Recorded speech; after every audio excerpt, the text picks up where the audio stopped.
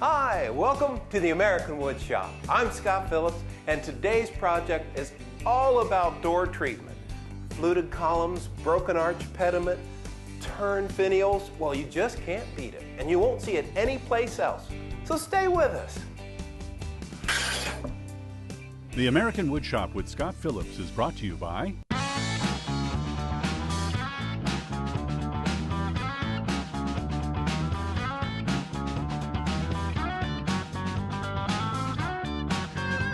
Delta, the heart of woodworking for over 85 years.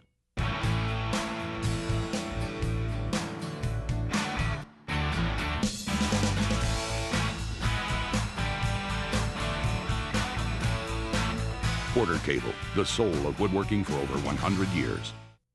Woodcraft, since 1928, providing traditional and modern woodworking tools and supplies to generations of craftsmen. Woodcraft, helping you make wood work. Gorilla Glue, for the toughest jobs on planet Earth. Okay, now it's time to get busy over at the wood shop and do this beautiful door treatment together out of cherry. And you know what? It's an easy project. You just break it down into little pieces. Follow me. Before we get started on the project, make sure that you always read, understand, and follow all the instructions that come with the tools and products you use in your workshop. Work safely. These are safety glasses. Now look at this new table saw system. See how that guard rises and falls with the blade? Well, that's important because this European style riving knife is going to be where it should to prevent kickbacks. And there are the anti-kickback pawls as well. Plus, there's one other feature that I really like. This split in the top of the guard, well, when this guard is locked in place, you can sight straight down the split and you can see exactly where the cut's being made. Now over here, the planer. This is a new type of planer. It uses dozens of these knives that are bolted onto the head, and it gives me a cut that is absolutely unparalleled. So we'll make some cuts here and plane down all the cherry that I need for this project. Let me stow these safely out of the way and make those cuts. That's a turning square we'll need later.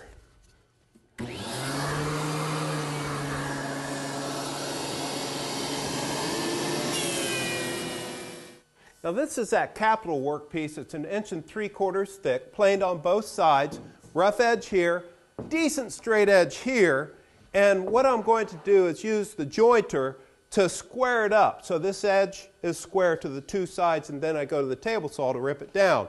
The other thing, I need a lot of 2x2 stock. I join an edge, like you can see right here, to the two plain sides. Then I can take it to the table saw and rip it square. If you go right to the table saw without joining the edge square to the surfaces, well, it just might not be true when you go to put it all together.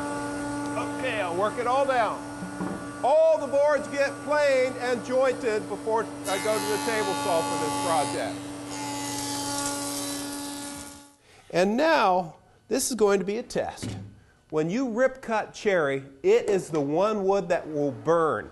This is 1 3/4 inches thick. I'll turn on the dust collector, take a look.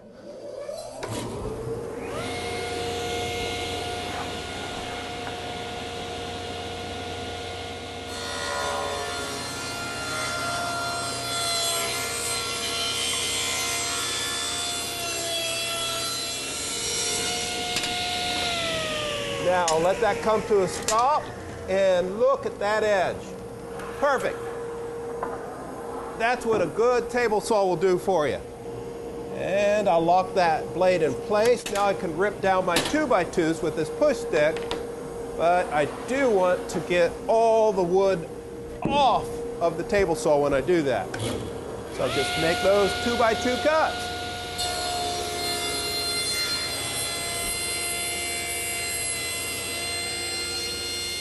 Now this piece is very important. It needs to net out 10 inches once I rip it and be 69 inches long.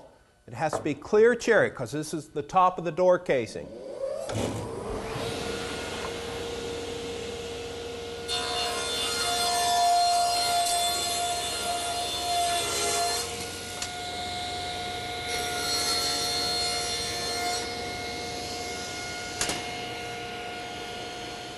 The next thing I need to do is cut 2 column work pieces. These wrap the inside of the door casing that look like this when they're done, with those 3 fluted grooves. That's done over at the router table. But now what I'm going to do is rip these 2 down to 4 7/8 and make them 75 3/4 long.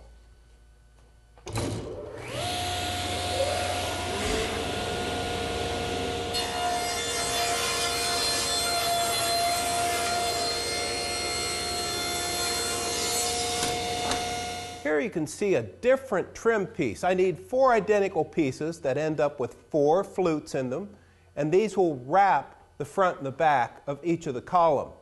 And that needs to be 6.5 wide by 75 3/4 long. Trim that down, and then we'll use the miter sled to cut the base and capital.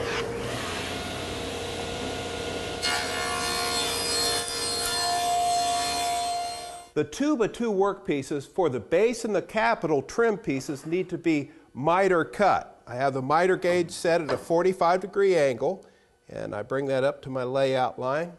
And let me show you the cut and how this all works out. Hold it securely to the face of the miter gauge. Turn it off. That switch is leg activated. That's really nice. And now I can flip this over while that power's down. Bring the other piece up and on, and here you can see what it looks like. It butts into that front piece. The front piece is 5 inches on the inside corners, and here it's actually 6.5 inches in length on the inside corners on the left and right side. Now by flipping the work piece over, I get a complementary cut, and then I have the 2 inside pieces laid out that come to that 5-inch line.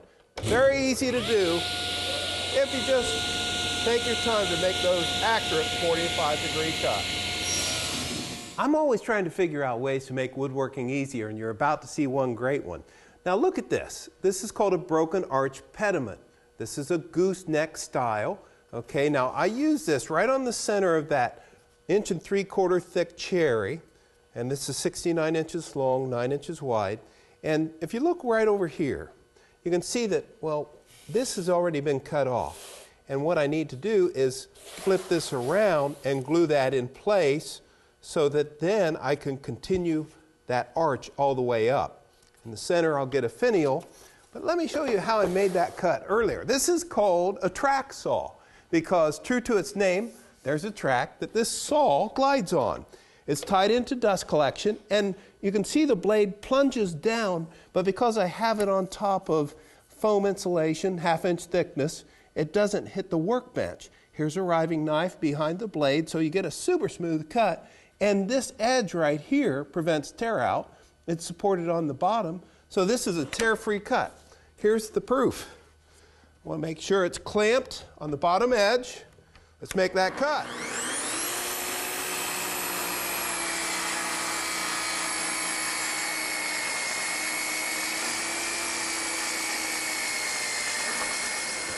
Now, that is a perfect tear-free cut.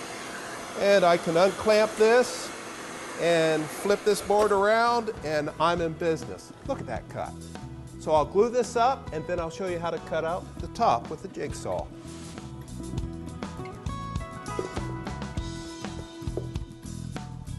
It's taken 2 hours for the glue to cure out, so I can cut these patterns out now. But the trick is using a 5-inch long jigsaw blade with a wood cutting tooth on it. Don't use the short blade because the length of the stroke would jam into this thick wood and it'd break it and give you a rough cut. That'd be unsafe too. Now when I make the cut, it's important to hold the base flat to the surface of the wood as I make the cut, and that gives me all the control in the world. And it's a really good idea to wear a dust mask here.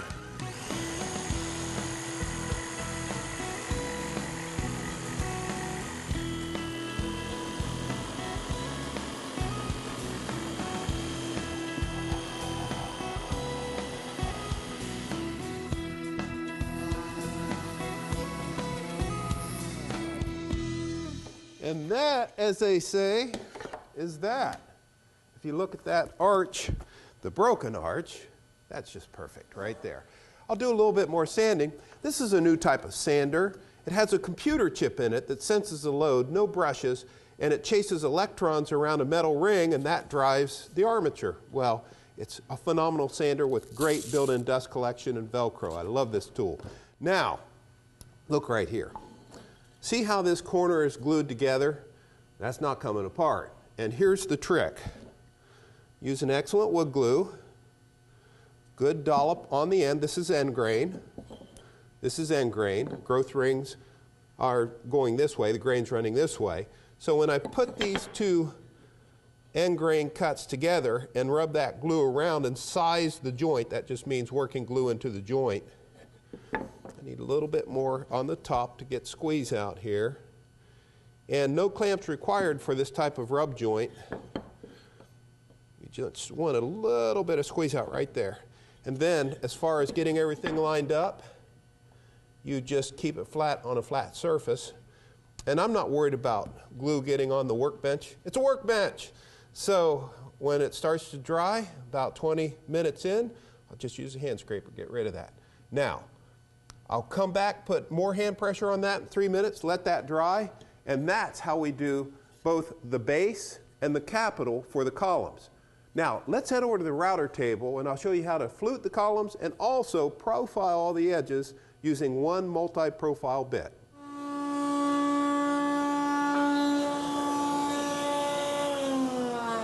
Now, turn the router off. Let me get the dust collector here. And look at this 2x2 molding. This was made using a multi-profile router bit in a router table. And essentially what it does, you match the height of the bit to the profile that you want, very versatile bit. And this ball bearing isn't used. I just use a fence to cut this in. There's a cove, which is a cave. There's a bead, which is a bump. That's always on top. And you can see the router bit behind me, protected by the guard. And by moving the fence in and out, you can take lighter cuts, make 2 cuts to get this profile when you're running the length of the grain to get away from burn-free cuts. But ultimately, if you look down here, you can see the router motor. It's a 3¼ horsepower router, variable speed. And you dial in the speed. In this case, for cherry, 16,000 RPM with that large bit is the way to go. And look at the router table. These are called feather boards. They're fingers that hold this thinner workpiece down to the table and against the fence to safely work with thin stock like this. Now, here's the other thing that I'll do. I'll take the feather boards off by loosening them, moving them out of the way safely, and bringing up a miter gauge to put in the miter track. Now, it helps to hold the workpiece if you put a bit of peel and stick abrasive there. That's 100 grit silicon carbide. And now what I'll do is bring this stock up, bottom up again, facing me, and I'll make 2 passes. One, a light cut, and then push it against the fence, hold it against the miter gauge, and then make the finishing cut to trim the wrap. So let me do that. Turn everything on.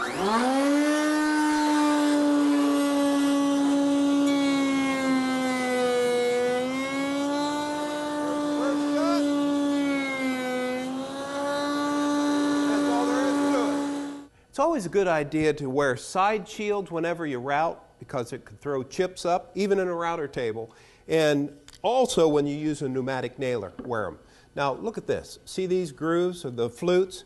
That's the bit right there. It's a 1/2 inch diameter carbide router bit that's up 3/8 of an inch. And I can make these flutes in one pass. I have the fence locked in with guard in place so that the first cut's right in the center. And then I can just move the fence out incrementally to balance the other flutes. The solid wood is 1 inch from column to column, just for a dimension there. Now, I'll get this on, safety gear, and good faces down, and the feather boards will hold the workpiece to the table, and I'll use a push block. Let's get the dust collector on, and away we go.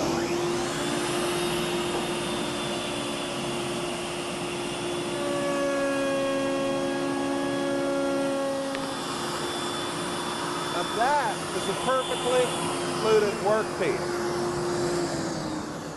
Now, I repeat that for all the fluted columns. Just move it out for the wider ones, and that's the easy way to do it. Finish the rest of them, then it's on to biscuiting these together. just used a biscuit joiner to make elliptical cuts, and I put biscuits in this center workpiece. Let me swing it up, flutes up, just like that. Those are 5 3/4 inch long blocks. Swing this around, already have glue on it, and I line it up so that my marks that I laid out earlier line up. I like to put a biscuit about every 18 inches, and you can put a drop of glue in there if you want to, or not. I've done it both ways, and truth be known, both work. And those blocks, see, this allows for lateral adjustment.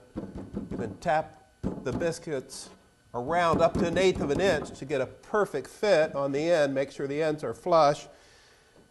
And those blocks were an idea of a good friend of mine, which really makes gluing this up a breeze.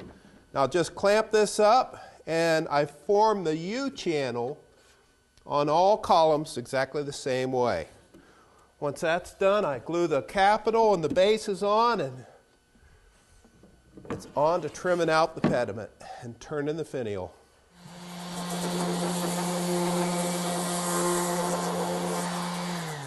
I've just done a little bit of sanding on the capital and the base treatment. They're all the same. You see how that profile wraps all the way around. And I want the back profiled shoulder to be on the back edge of the column, overhanging about 1/4 of an inch to balance it front and back. The easiest way to join this onto the bottom of the column is just a little bit of glue on center and pocket screws. This is called a pocket drilling jig. Now watch what happens here. I drill this until the bit hits that collar. That's the stop. Nothing could be easier. You open that up, and that is a pocket, and if you look down here, you can see there's a pilot hole all the way through.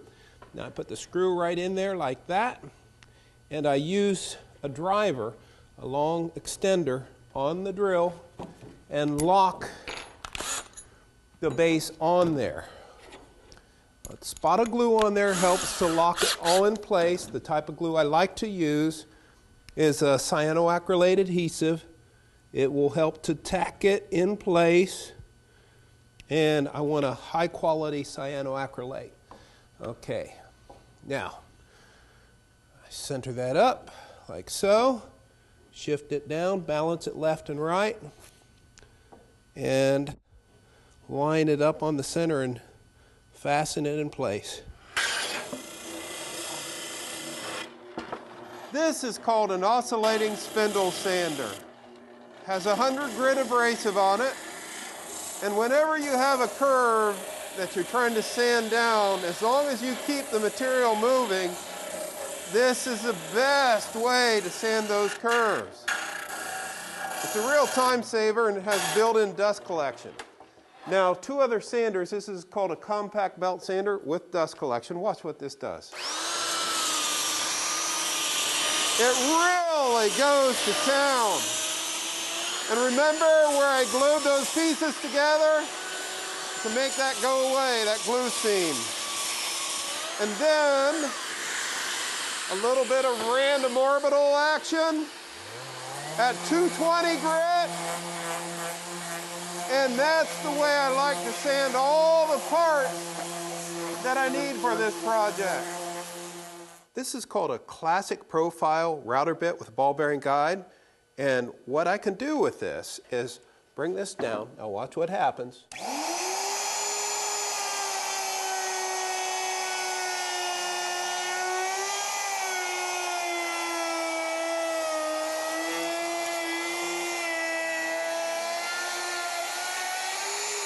I'll turn it off, let that come to a stop before I raise it.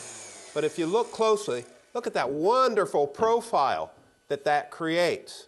Okay, that's the accent on the inside curves of the broken arch pediment. And I'll also use it to profile this trim board that's 3 inches wide by 38 inches long. I'm working this from left to right to work with the rotation of the cutter. Taking my time.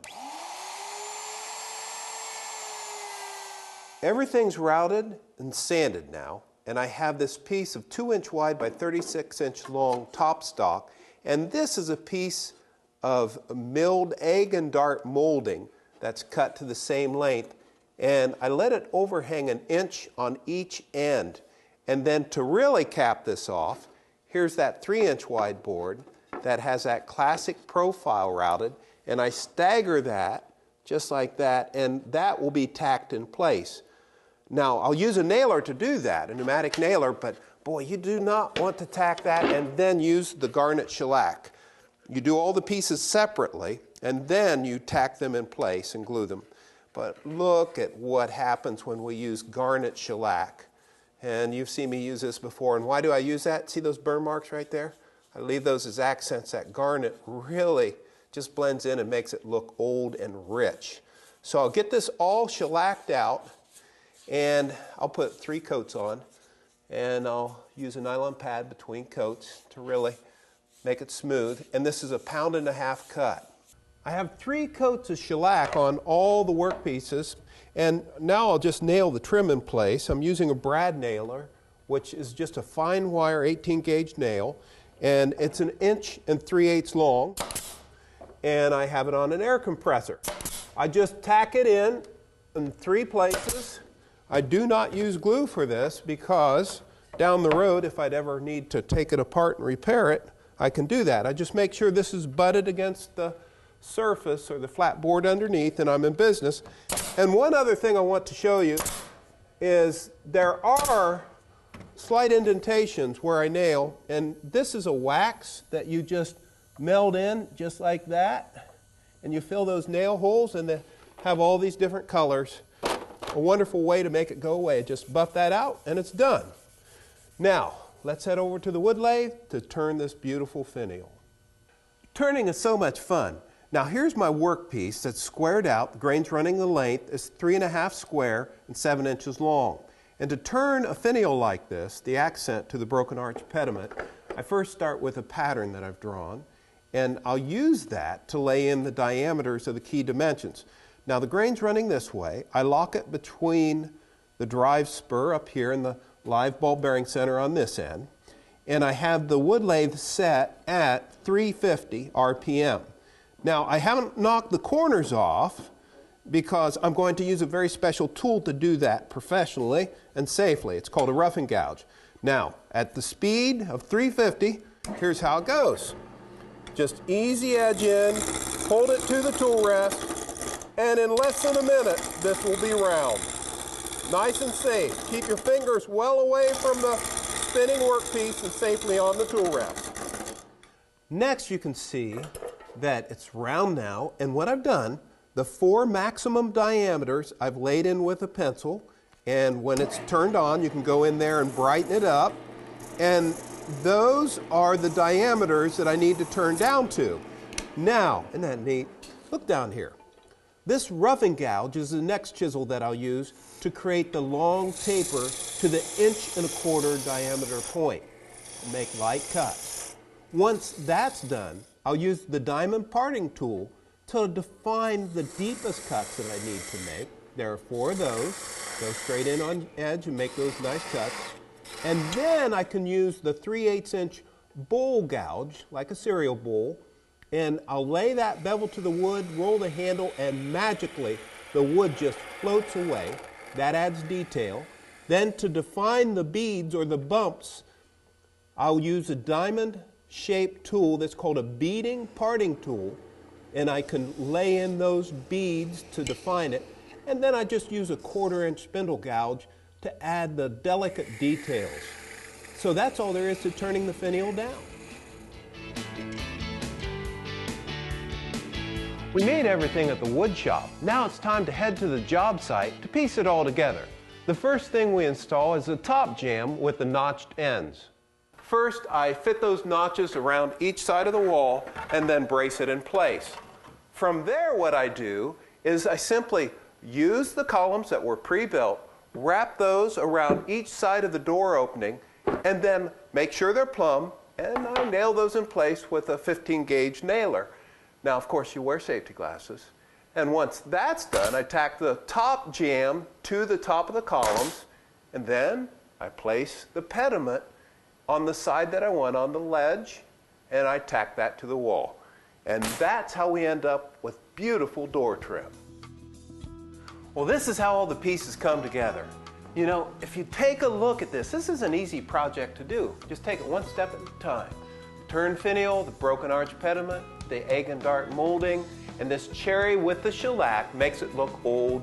It truly is a classic form, well worth accenting any pass-through or doorway. Well, that's it from the American Woodshop. Hope you join us next week for a shaker-inspired work table. God bless you. The American Woodshop with Scott Phillips is brought to you by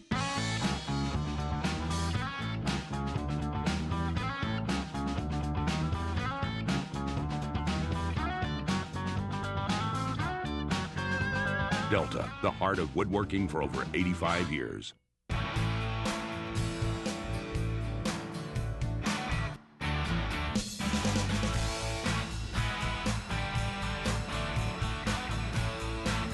Porter Cable, the soul of woodworking for over 100 years.